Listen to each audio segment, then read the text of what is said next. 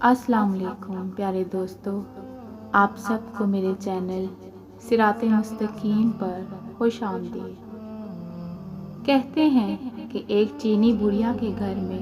پانی کے 2 مٹکے تھے، جنہیں وہ روزانہ ایک لکڑی پر باندھ کر اپنے کندھے پر رکھتی اور نہر سے پانی بھر کر لاتی۔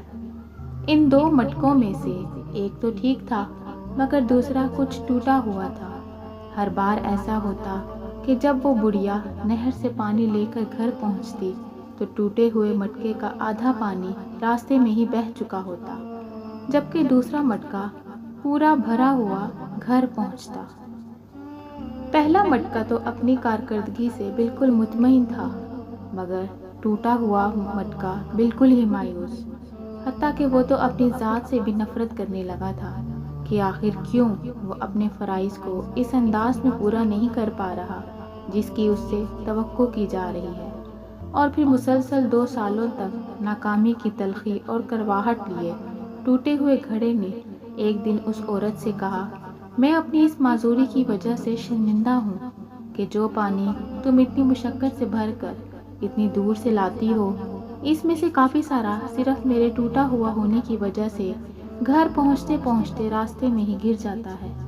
گھڑے کی یہ بات سن کر بڑھیا ہنس دی اور کہنے لگی، کیا تم نے ان سالوں میں یہ نہیں دیکھا کہ میں جس طرف سے تم کو اٹھا کر لاتی ہوں ادھر تو پھولوں کے پودے ہی پودے لگے ہوئے ہیں، جبکہ دوسری طرف کچھ بھی نہیں اگا ہوا۔ مجھے اس پانی کا پورا پتہ ہے جو تمہارے ٹوٹا ہوا ہونے کی وجہ سے گرتا ہے،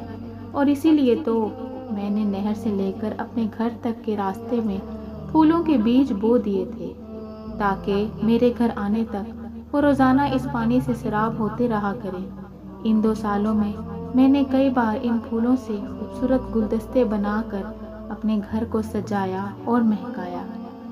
اگر تم میرے پاس نہ ہوتے تو میں اس بہار کو دیکھ ہی نہ پاتی جو تمہارے دم سے مجھے نظر آتی ہے۔ یاد رکھیے کہ ہم میں سے ہر شخص میں کوئی نہ کوئی خامی ہے، لیکن ہماری یہی خامیاں، معذوریاں اور ایسا ٹوٹا ہوا ہونا ایک دوسرے کے لیے عجیب اور پرتاثیر قسم کے تعلقات بناتا ہے۔ ہم پر واجب ہے کہ ہم ایک دوسرے کو ان کی خامیوں کے ساتھ ہی قبول کریں۔ ہمیں ایک دوسرے کی ان خوبیوں کو اجاگر کرنا ہے جو اپنی خامیوں اور معذوریوں کی خجالت کے بوجھ میں دب جاتے ہیں، معذور بھی معاشرے کا حصہ ہوتے ہیں اور اپنی معذوری کے ساتھ ہی اس معاشرے کے لیے مفید کردار ادا کر سکتے ہیں۔ جی ہاں،